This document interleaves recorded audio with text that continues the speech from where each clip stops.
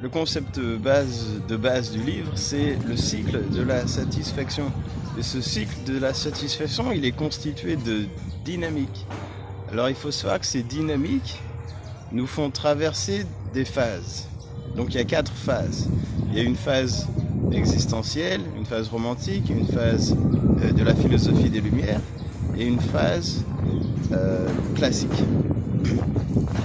Et il faut savoir aussi que ces phases donc, sont associées à des courants littéraires ou philosophiques, mais aussi à des types de personnalités. Donc l'existentiel, en fait la caractéristique de l'existentiel, c'est qu'il ne sait pas trop quoi faire dans la vie en fait. Il se trouve là, vivant, mais il ne sait pas pourquoi il est vivant. Donc il doit trouver la raison de pourquoi il est vivant. C'est un petit peu le problème de l'aventurier. L'aventurier, ce qui lui plaît, c'est d'être libre. Mais le problème, c'est que quand on est libre, on n'a pas vraiment envie de trancher, de dire tiens, je vais faire ça. Parce que si je fais ça, c'est dire que je ne vais pas faire quelque chose d'autre. Alors, le problème de l'aventurier, c'est qu'il aime bien garder les options ouvertes. De se dire ouais, je choisirai plus tard. Ça lui donne l'impression de liberté. Mais cette liberté crée le fait qu'il ne prend pas de décision en fait.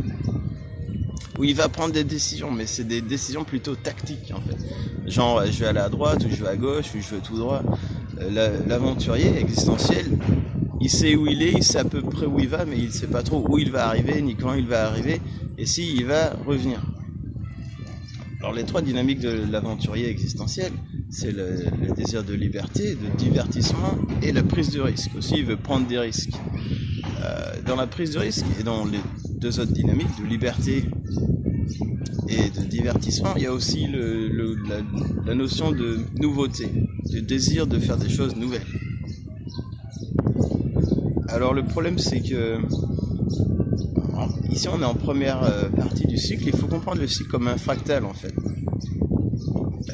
Par exemple, autant ça peut être une journée, donc le matin, tiens, il faut que je décide quoi, qu'est-ce que je vais faire de ma journée. Des fois, on a déjà décidé, hein. Donc du coup, on n'est pas en phase existentielle. Mais des fois, quand on se lève un dimanche matin et qu'on ne sait pas du tout quoi faire, bah, on est un petit peu dans cette phase-là. Hein. Alors, la phase qui vient après, c'est la phase romantique idéaliste.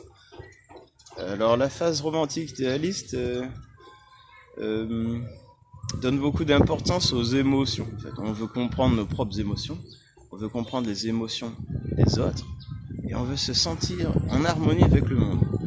En fait, les dynamiques romantiques sont liées à l'intelligence émotionnelle, sociale, qu'on peut aussi appeler de diplomatique en fait. Alors, on va essayer de comprendre ce que les autres veulent. On veut d'abord comprendre ce que nous on veut. Et en fait, pour se sentir bien dans la vie, pour comprendre notre monde, et en fait, logiquement, ça aurait pour but qu'on prenne nos décisions. C'est grâce aux décisions qu'on va prendre à la fin de cette phase idéaliste qu'on pourra attaquer la phase guerrière, dont les dynamiques sont la détermination, le désir d'être le meilleur possible, et persévérer. Alors le guerrier, il est attaché aux philosophies des Lumières, c'est-à-dire le progrès des sciences sur l'irrationalité de certaines croyances religieuses ou mystiques. On est vraiment dans le guerrier, on est dans le rationnel, on est terre à terre, on a décidé ce qu'on veut faire et on le fait, on attaque, on est dans l'action. Aussi, on est certain de notre choix. Un des premiers... on peut considérer Descartes comme le précurseur des Lumières, finalement. Et Descartes, ce qu'il disait, c'est que il ne faut croire en rien, douter de tout, et une fois qu'on ne croit plus en rien, on peut commencer à identifier les choses qui sont certaines. Donc on est là à identifier les choses qui sont certaines, et donc c'est sûr, et les choses qui sont sûres et qui nous prouvent que notre idée était la bonne. Et donc, on va attaquer notre démarche, notre projet comme un guerrier, quoi, à fond. Après, donc le but du guerrier, c'est d'avancer dans son projet, de construire quelque chose, d'y aller à fond. Mais la dernière phase, ce sera la phase classique, c'est-à-dire celle qui vient après le guerrier. Donc on est en protecteur, un protecteur de type classique. On recherche plutôt les angles droits, l'organisation, l'ordre, la clarté. En fait, le guerrier, il est peut-être allé un petit peu à fond. Donc il a peut-être dépassé certaines limites. Et le protecteur qui vient après, en tant que dynamique liée aux philosophies classiques,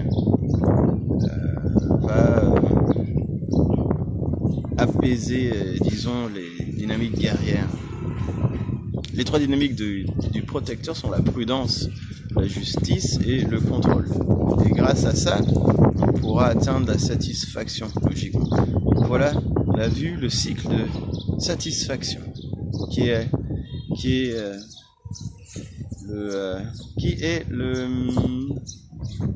quoi? Mais qui est à la base du livre. Sous soleil. Ok, sous soleil.